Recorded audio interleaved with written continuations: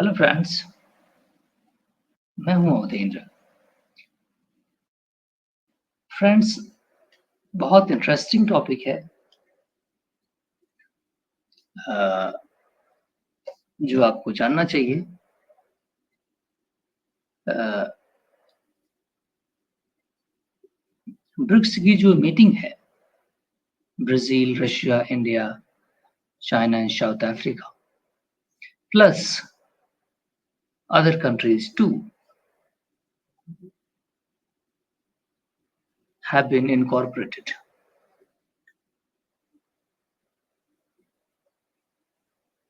यहाँ पर कुछ इम्पोर्टेंट डिसीजंस लिए गए हैं,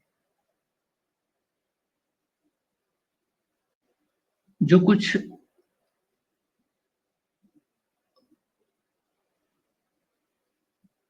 एक डिफरेंट काइंड ऑफ सेटअप तैयार करेंगे। जैसे कि एक currency mechanism inter state trade के लिए बात हमेशा से चली जाती है। ग्लोबल ऑर्डर जो तैयार किया गया सेकेंड वर्ल्ड वॉर के बाद, वो पूरा वेस्टर्न लेड सिस्टम तैयार किया गया। मैं बार-बार इस बात को बोलना ज़रूरी हो जाता है, कॉन्टेक्स्ट को सही मायने में रखने के लिए। कारण ये है कि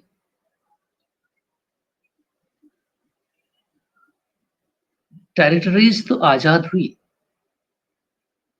है ना? टेरिटरीज़ जो हैं सेकेंड वर्ल्ड वॉर के बाद वो आज़ाद हुई। इंडिया इंडिपेंडेंट हो गया, ये हो गया, वो हो गया, चाइना हो गया, फलाना हो गया, जितने भी कंट्रीज़ हैं, टेरिटोरियली इंडिपेंडेंट हुआ, इंटरनली इंडिपेंडेंट हुआ। एक्सटर्नल डिपेंडेंसी जो इस स्टेट की थी, उसको हाईजैक कर लिया। ये बात समझें आप, यहाँ 2 बातें हैं, इंटरनल और एक्सटर्नल इंडिपेंडेंसी। इंटरनली आप आज़ाद तो हुए, लेकिन आपके जो स्टेट के एक्सटर्नल अफेयर्स थे, उसको उन्होंने हाईजैक कर लिया। मीन्स आपको फिर से अभी भी हम लोग मतलब पूरी तरह से आज़ाद नहीं है। कहते तो हैं कि आज़ाद हैं। बहुत कम स्टेट हैं जो इंडिपेंडेंट फॉरेन पॉलिसी रख सकते हैं। इवन भारत भी पूरी तरह से without consideration of its external affairs, कभी-कभी भारत पर भी प्रेशर आए हैं और उसने भी कॉम्प्रोमाइज़ किया है अपने एक्सटर्नल पॉलिसीज़ को लेकर के ड्यूरिंग कांग्रेस पीरियड। क्योंकि अब इस इंडिया की इस तरीके से अप्रोच बन गई है, इस तरीके से इस टाइम फ्रेम में, इस पर्टिकुलर टाइम फ्रेम में, जियोपॉलिटिक्स के इस पर्टिकुलर टाइम फ्रेम में इंडिया का जो स्ट्रक्चर मिल गया है ना? वो काफ़ी अच्छी पोज़ीशन पर है। इसलिए इसको एक्सटर्नल अफेयर्स में काफ़ी एडवांटेजेस हो रहे हैं। अदरवाइज़ वो चीज़ें पहले नहीं थी। तो यहाँ पे 2 बातें हुई। जिन्होंने इंटरनेशनल फैब्रिक को तैयार किया, वो अपने फ़ेवर में तैयार किया, है ना? एक्सटर्नल फैब्रिक और इंटरनल फैब्रिक 2 चीज़ें होती हैं किसी स्टेट के लिए, जिसको हम कहते हैं होम मिनिस्ट्री और फॉरेन मिनिस्ट्री। फॉरेन मिनिस्ट्री पूरी तरह से फॉरेन अफेयर्स को मैनेज करती है, लेकिन जो फॉरेन अफेयर्स के रूल्स, रेगुलेशंस, ट्रेड नहीं, पूरा तैयारी की गई, वो पूरी तरह से जो सिस्टम तैयार किया गया, वो टिल्टेड था पूरी तरह से, नहीं स्क्यूड था पूरी तरह से वेस्टर्न कंट्रीज़ के पास। उन्होंने आज़ादी तो दी, लेकिन एक सेकंड पूरे तरीके से स्टेट की कैपेसिटी को कर्टेल कर दिया। फॉर एग्ज़ाम्पल के तौर पे बेस्ट एग्ज़ाम्पल है ईरान। ईरान के पास सारे रिसोर्सेस हैं, ऑयल, तेल, पानी, गैस, खाना-पीना, एग्रीकल्चर जो भी रिक्वायर्ड होनी चाहिए, वो सारी चीज़ें उसके पास मौजूद हैं। लेकिन जो वेस्टर्न लेड सिस्टम है, डिज़ाइन किया गया, वो वहाँ पर उन पैरामीटर्स पर फ़ेल होता है। तो उसको एक्सटर्नल अफेयर्स में उसको स्ट्रैंगुलेट कर दिया उन्होंने। इस तरह से भारत पर सैंक्शन लगा दिया, न्यूक्लियर टेस्ट जब किया। भारत को तो सक्सेसिव इन्होंने परेशानी में डाल रखा था। नहीं, तो इससे हम आज़ादी लेने के चक्कर में जो भी स्टेट इसको डिफाई करते हैं, इस लाइन को उन्होंने जो लाइन खींची है उसको क्रॉस करने की कोशिश करते हैं, तो वो सैंक्शन लगा देते हैं। मीन्स हमारी एक्टिविटीज को अब नॉर्थ कोरिया अपराधी हो गया। क्यों हो गया भला? गांव की लैंग्वेज में बात करूं तो क्यों हो गया वो? क्या डिस्टर्ब किया उसने? उसने न्यूक्लियर वेपन बनाए, उसने मिसाइल्स बनाई। क्या दुनिया में केवल वही है कि ऐसा स्टेट है जिसने न्यूक्लियर वेपन और मिसाइल्स बनाई है? और किसने लॉ बनाया कि हम क्या करेंगे क्या नहीं करेंगे? एनएसजी तुमने बनाया, national supply nuclear supplier group तुमने बनाया, मिसाइल कंट्रोल रेजिम तुमने बनाया, नहीं ऑस्ट्रेलिया ग्रुप तुमने बनाया, नहीं न्यूक्लियर केमिकल न्यूक्लियर ये वेपन वो वेपन आप नहीं बनाएंगे, वेपन्स का ट्रेड नहीं करेंगे। आप सब कुछ करोगे। जिन्होंने इसको बनाया है उनके पास दुनिया की सबसे लीथल वेपन्स है, केमिकल वेपन्स दे है, उन्होंने बनाया थे। अभी 2017-18 में यूएस ने डिस्ट्रॉय किए केमिकल वेपन्स, है ना? आप सोचिए, उन्होंने सारे काम किए। दूसरे स्टेट अगर करते हैं तो हम आपको इकोनॉमिक सैंक्शन लगा देंगे, मीन्स आपकी इकोनॉमी फिर टर्मोइल हो जाएगी। ये जितने भी ऑक्सीजन बंद कर देने जैसी बात है। तो जब ये स्टेट अभी इतना स्ट्रेंथन नहीं थे, जब ब्रिक्स ग्रुपिंग बनी 2009 में, उसके बाद से वो धीरे-धीरे एग्जिस्टेंस में आई। अब इन लोगों ने धीरे-धीरे बाकी कंट्रीज को जिन्होंने डिफाई किया है, पूरे साउथ अमेरिकन कंट्रीज को, इवन लैटिन अमेरिकन कंट्रीज को पूरी तरह से इन्होंने, सेंट्रल अमेरिका पूरी तरह से उन्होंने अपना बैकयार्ड समझते थे, उनके प्रेसिडेंट्स वगैरह यूएस के। इनको कोई वॉइस नहीं थी। कौन इनको प्रोटेक्ट करेगा, कौन इनको क्या करेगा? इंडिया और चाइना और रशिया का कोई अपना इकोनॉमिक वेट नहीं था। ये खुद ही उन लोगों से परेशान थे। नहीं, खुद ही नेगोशिएशन सोचते थे कि हमें कुछ रिलीफ मिल जाए इनसे, है ना?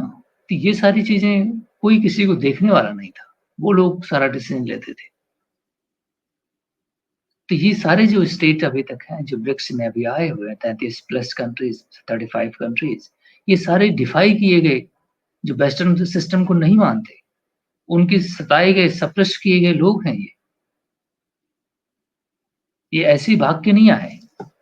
नहीं, इमीडिएटली बेनिफिट किसी को नहीं है। इमीडिएट बेनिफिट ब्रिक्स के आने जाने से किसी को नहीं है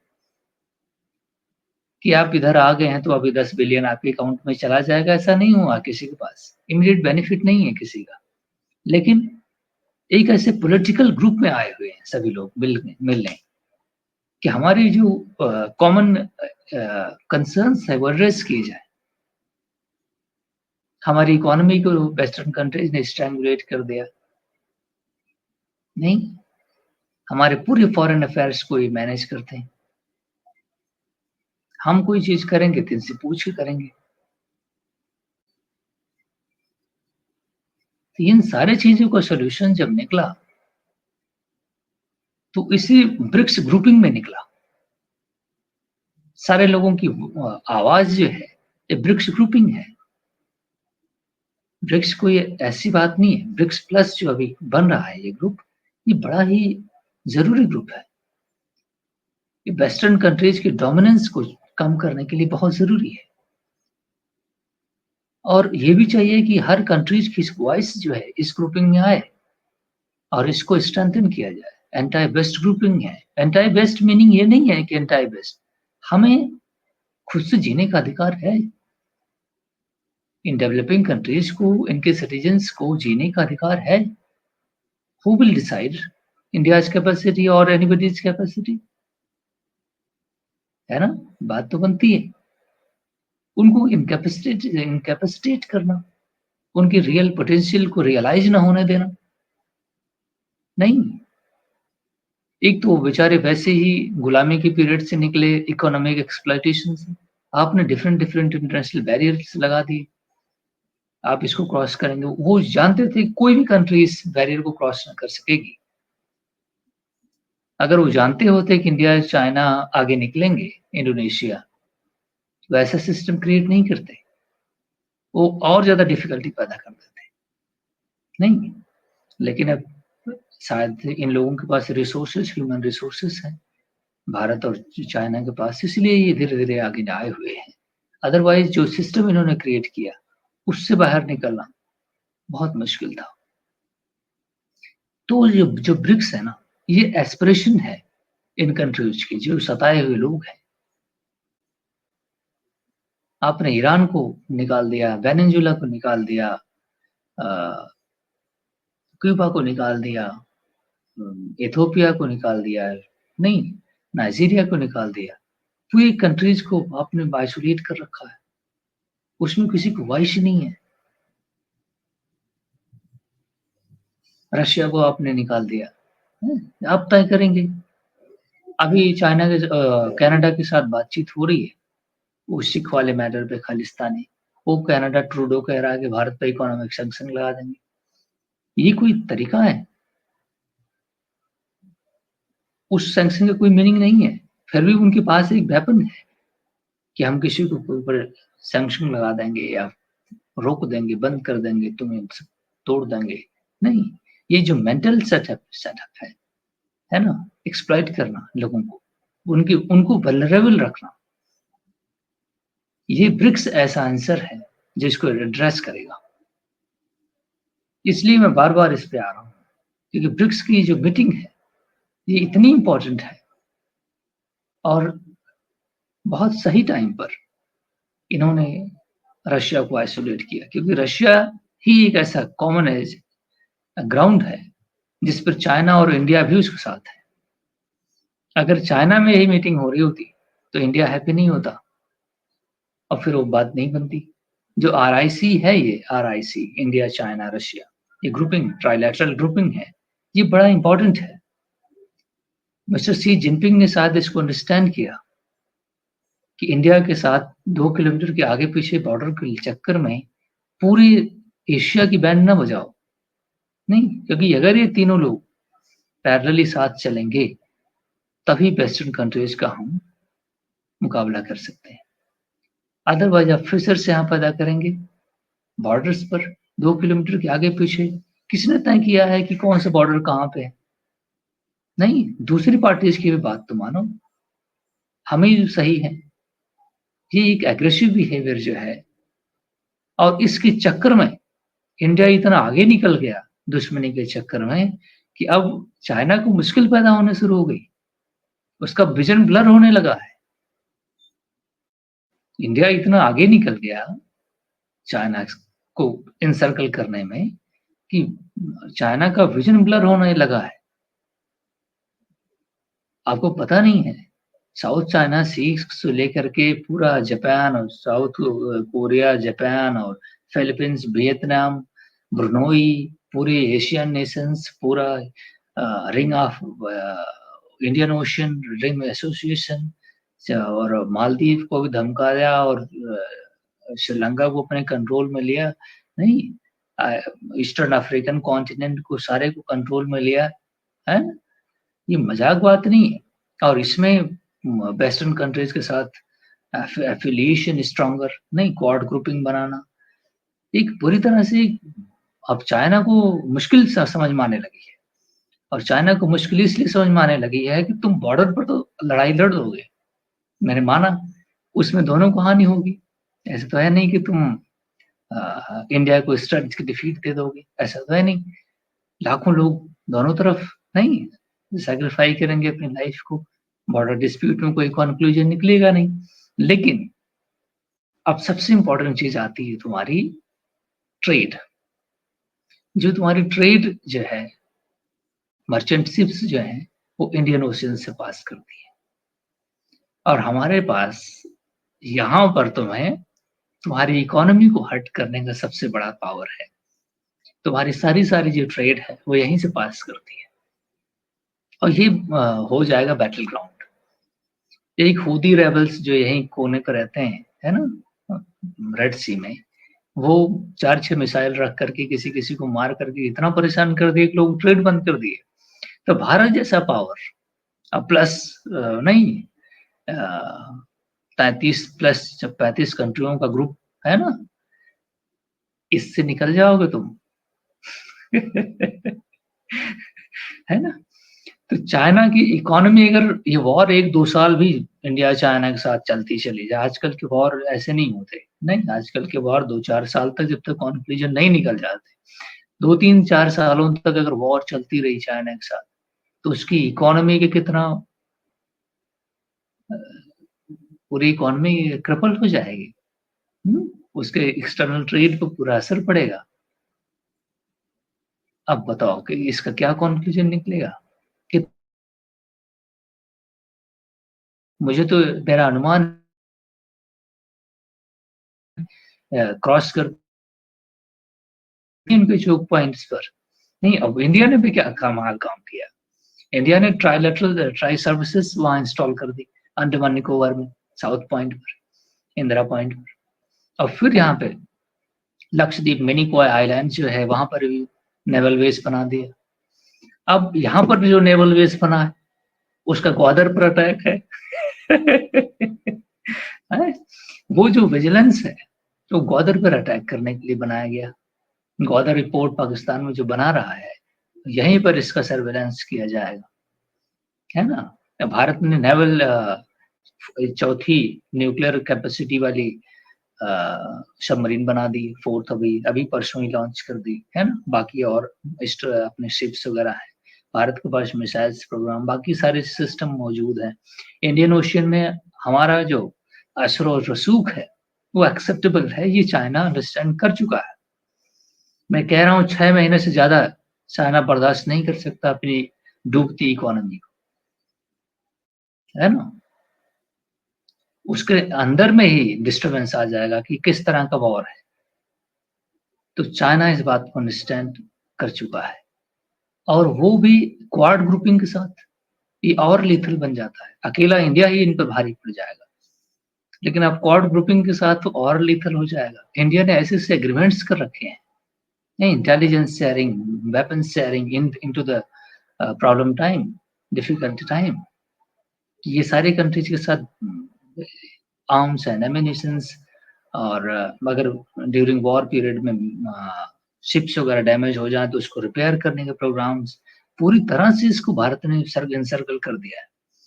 अब चाहे अभी तो मिस्टर शी जिनपिंग के चेहरे पर आप नहीं समस्या को देख सकते हैं अगर आप देखना चाहें तो। अभी जो मीटिंग हुई ब्रिक्स के अंदर मिस्टर मोदी की 50 मिनट की मीटिंग हुई है ना?